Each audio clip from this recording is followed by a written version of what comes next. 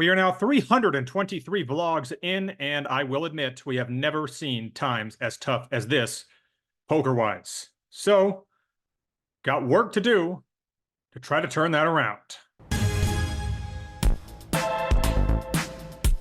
As August ends and September begins, it was a busy week in Northern Nevada. One in which Antonio Esfandiari and about 75,000 other burners would come to town for the week-long event in the Black Rock Desert.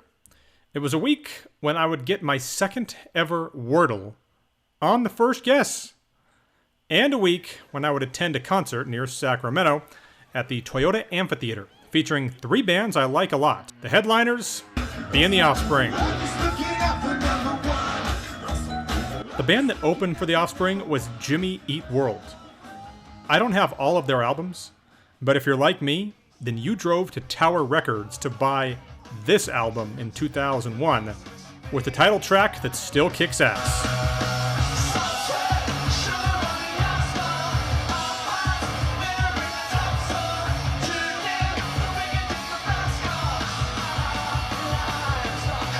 Anyway, speaking of this concert, one question I have is regarding the sale of merchandise. More specifically, who the hell is that? Where is my guy, John G? Forget Morgan Wallen. This is the concert he needs to be at. Anyway, it was nice to hear that music and do as Billy Joel suggested in 1973 and forget about life for a while. And by life, I mean poker. Because the month of August was maybe the single worst month I've ever had. And that, of course, comes within the confines of the worst year I've ever had. Take a look at the final hand I played in the month of August. Under the gun raises to 30 and middle position calls. I have ace-7 of spades in the cutoff and elect to see this flop. Big blind comes in as well. So with 120 in, we're four ways to king 6-9 with two spades, and it gets checked to me. So with no one else showing any interest in this pot, I look to take it down with a semi-bluff with the nut flush draw, and I make it 80. Under the gun would check call me here with the others folding. So with 280 in the middle, the turn is the 10 of spades, giving me the nut flush, a sentence I have not said much of late. He checks, and I bet fairly big. I make it 200. I only have 570 left behind now, and to my amazement, he shoves all in. Now, it's nice to not have a tough decision. Obviously, no decision at all, so the pot is $1,420. I don't know this guy, and I just completely didn't even think to ask if he wanted to run it twice. I figured it was flush over flush and it wasn't going to mean anything. The river is another 10, and he says, "Oh, I rivered you," showing a set of sixes that slow played the flop and waited until I had made the nut flush to pounce. So even turning the nuts is proving not to be an effective strategy lately. The next hand would come 2 days later. We'd get a raise to 20 in the hijack, who only has 100 behind, and then a call from the cutoff. I looked down at ace-king in the small blind, and I actually thought to myself, I may lose this hand, but at least I will probably not have to make a tough decision with ace-king, and I can just get it all in with the original raiser here, who only, as I just mentioned, had 100 behind, and I figured that was all going to go in. So I make it 120, and to my amazement, the big blind cold calls the raise. And then the original raiser goes out and doesn't put that last 100 in. But the button, who had called the initial raise, calls mine as well. So with 380 in, we're three ways to king 10-6 rainbow. And with top pair, top kicker, I'm first to act. No flush draw out there. And I make it 175. Big blind folds immediately, but the button gives it a second of thought before finally making the call. So with 730 in, the turn is a 7. He has about a half pot-sized bet left here. So is there any other play but just betting it all? I don't see how there is. So after about 5 seconds of thought, I jam all in, and sure enough, you're kind of hoping to fade the snap call because you only have one pair. Though even when I got the snap call, I still felt pretty good about my hand, knowing just how loose this player is capable of playing. And we have a $1,530 pot. This time I ask if he wants to run it twice. Very upset that this was the hand that I chose to ask and not the previous hand. Both rivers come threes. And he shows 6, 7 of clubs for bottom 2 pair. I do feel like I have tried the let me hit my 5-out draw thing a number of times this year, assuming that I might be able to win a big pot if I hit it. Never once happened for me. But once again, it happens for one of my opponents. Fast forward 2 days later, it's a Thursday at Peppermill per usual on this vlog, and we fire up a 5-10 game at around 11 a.m. And one of the first hands I would play would be pocket kings under the gun. But when Mr. W and one other player would both end up calling me and I'd get an ace-high board, I would have to surrender them relatively quickly. I would also raise queen 10 of spades and I'd flop a double belly buster straight draw. I'd bet flop and call basically a min raise on the turn, but I would brick out completely and would get shown bottom set. So, stuck early on, per usual of late, I have pocket 9s. And I look to 3-bet here out of the blind and make it 130. I'm figuring I'm probably just going to take this pot down right now. But since I'm showing it on the vlog, you already know that didn't happen. So with 270 in, I flop top set on 9-4-5, all diamonds. I bet out for 150, and he doesn't take too long, and he makes the call. So with 570 in, the turn is what I was hoping would be the best card in the deck for me. An offsuit king. I have 650 left after those few hands I'd already lost. And if I were to bet half the pot here and get called and a diamond hits the river, I'm going to be in a very awkward spot. And knowing that this opponent is going to have a decent amount of ace-kings with a diamond here, he's definitely not coming back over the top with that preflop. That much I can assure you. It felt like a pretty good spot. He's rarely going to have any suited hands that aren't ace-king and ace-queen suited. So I'm not worried at all about him already having me beat here. But he could certainly have a decent amount of equity. And I do think, if he's got that ace-king with the diamond, he's going to go ahead and give me this opportunity for a double up right now. So I just bet it all. And unfortunately, he doesn't even give this much thought and folds the hand, ruling out the ace-king possibility with the diamond.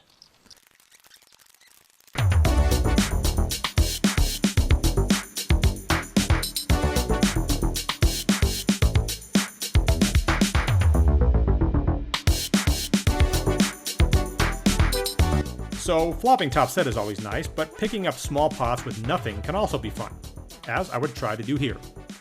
The guy in the under the gun 1 position had just won a massive pot, and at the end of the day, that was part of the reason I did this.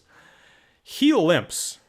Middle position, the same guy as we saw in the last hand, raises to 35. I have Jack 10 offsuit in the cutoff, and I 3-bet to 160.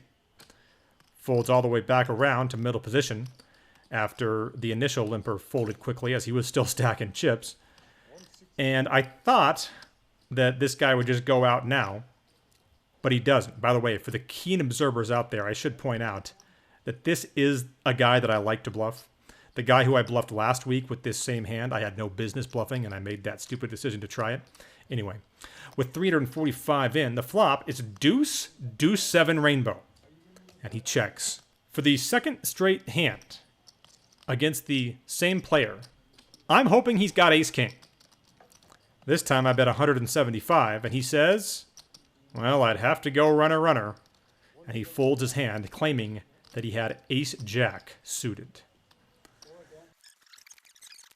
I would then pick up pocket queens in middle position and open to 35. Low jack calls, and then the button 3-bets to 130, and it folds back around to me. I give it a little bit of thought and settle on a 4-bet to $360. Low jack folds, and it's back on the button, and pretty much as I expected, he makes the call. So with 770 in, the flop is king deuce 4 rainbow. I just go ahead and check this, And I kind of expected that he would just check this back as well, and sure enough, that is what ends up happening. We go right to the turn, and that comes the 3 of clubs.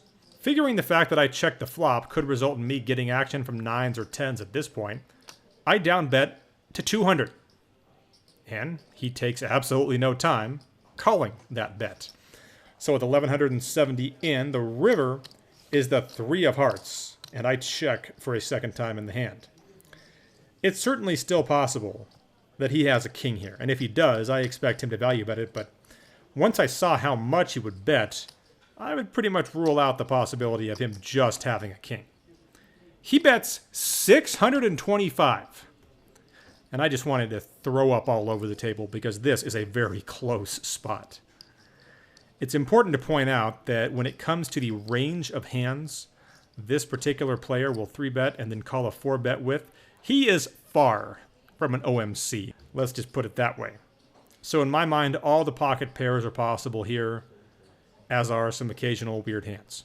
But of course, it's also possible that he just turned the nut flush draw here, and he bricked that on the river, and now he has no choice but to bomb it. So I would think about it, and think about it a little more, but finally settle on a fold. He would later tell me that he had pocket deuces for a full house. Now I know that I would not lie to him in a spot like that about what I had, and I can only hope that he would extend that same courtesy to me. I also hope that I can be on the right side of fantasy football this year, with my team once again being... Zed's dead, baby. Zed's dead. We need a big year out of CMC, to say the least. So stuck several hundred in the day, we get a limp, because limpin' is pimpin'. I am on the button with King 3 of clubs. And because the limpin' hasn't exactly been getting punished in this game, I simply overlimp. Incredibly sophisticated play, I know. Small blind calls and the big blind checks. So with 40 in, the board is ace, queen, 8, all clubs. And it gets checked to me. So with the nuts at this point, I look to build a pot. I just bet out for 15. Middle position, check calls. He's the only guy in this game that I don't know. And everyone else folds. So with 70 in, the turn is the 10 of hearts. MP checks, and once again I look to bet. I make it 55. And he doesn't take too long and makes the call. So with 180 in, the river bricks out. And I still have the nuts. He checks once more. Now, I figure that he might look me up with just an ace here, thinking that I missed the stiff king of clubs. So with that in mind, I bet 140. He then proceeds to grab an entire stack of green chips and slide them into the pot. So that is obviously an above average thing to see. I have $925 left in my stack, and obviously that is all going in. He doesn't snap call, as I think it was pretty clear in his mind what he was going to see at this point, but after a few seconds, he does indeed make the call, and I win against his Jack 7 of clubs. So it is a big-time cooler, and I would take down a $2,310 pot, and for the first time in what feels like a very long time, I am on the right side of a cooler in this game. I would then value bet a pair of 6s on the turn and still somehow manage to get called by worse from 2 players and would win its showdown. So I enjoyed that, but unfortunately the last hand that I'd play on the day would result in me donating back $225 when I had King Queen of spades and got a Queen 9-9 flop against a gentleman who had managed to show up with 9-5 of diamonds for trips. So I'd run out of time. I would register my session on the Left Pocket Poker Bankroll Manager on a day that may not have been nearly as big of a win as I would have liked given the magnitude of that cooler, but still a win nonetheless.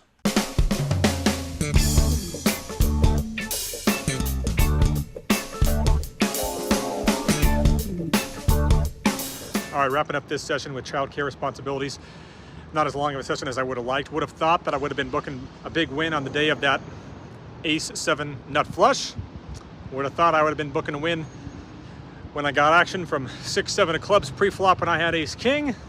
Obviously lost both those days, but on this day, Out of here with a $567 win after I finally cooler someone myself. Just wish I hadn't gotten stuck before that when the hand ended up happening. But obviously, feels good to have that one go my way.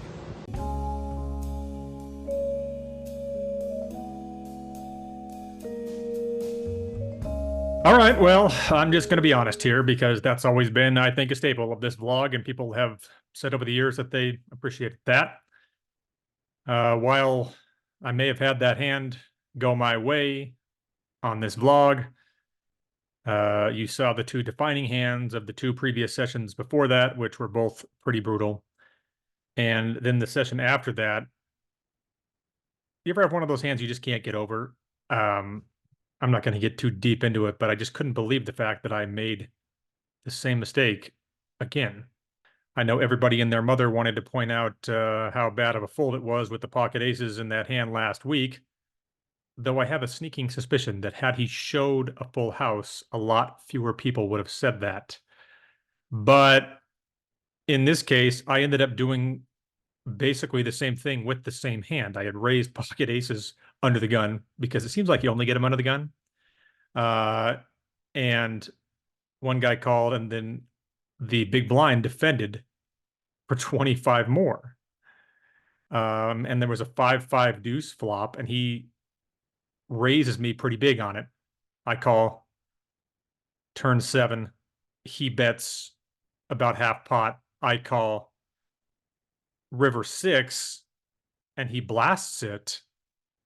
And I just had to believe that he had either flopped trips or he had made something bigger than that along the line. And despite the fact that the pot odds were there for me to call, I decided to lay it down based on how I had seen this player play over the time I've played with him over several years now.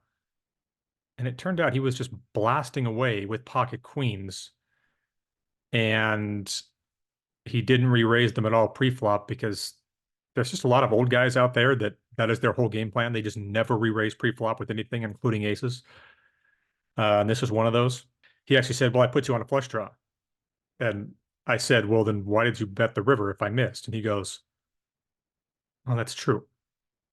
And I just couldn't get over the fact that he had managed to do that, and I had been dumb enough to throw the hand away. So even though I may have made the best play that I've ever made with those pocket fours this past month, I'm still not playing well enough.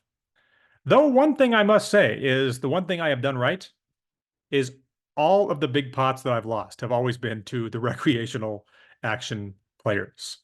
The actual grinders, the poker pros, first of all, they don't give me any action. I don't really give them much action, but occasionally we do get in hands.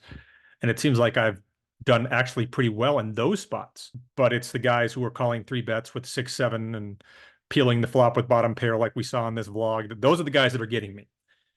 And I guess if you're going to get got by someone, you want to give it to the guys who give action. But again, all that said, I'm still at an all-time low when it comes to confidence or whatever you want to say with regards to my poker game. So I'm going to do the only thing that I can do. I'm going to take a break from poker for the rest of September. The timing of that works out well for me because Anna and I are actually going on an international trip. We're going to go to Brazil and Argentina. About a 10-day trip we're going to be going on there. So stay tuned for that. And during the week off when I'm here and not playing any poker, I'm just going to study with Crush Life Poker and some other places. And I'm actually going to put in some work in regards to potential changes with editing and the output of this vlog, trying to improve that. Want to get into some shorts, want to do some things. But if you don't get a proper vlog in a couple of weeks, I hope you understand why. Hit those like and subscribe buttons because we will be back. To the bottom, 'cause we got 'em and we know it. I've been in, we got 'em, shoot a shot 'em, it's a treasure steep. Suckers keep on sucking while they're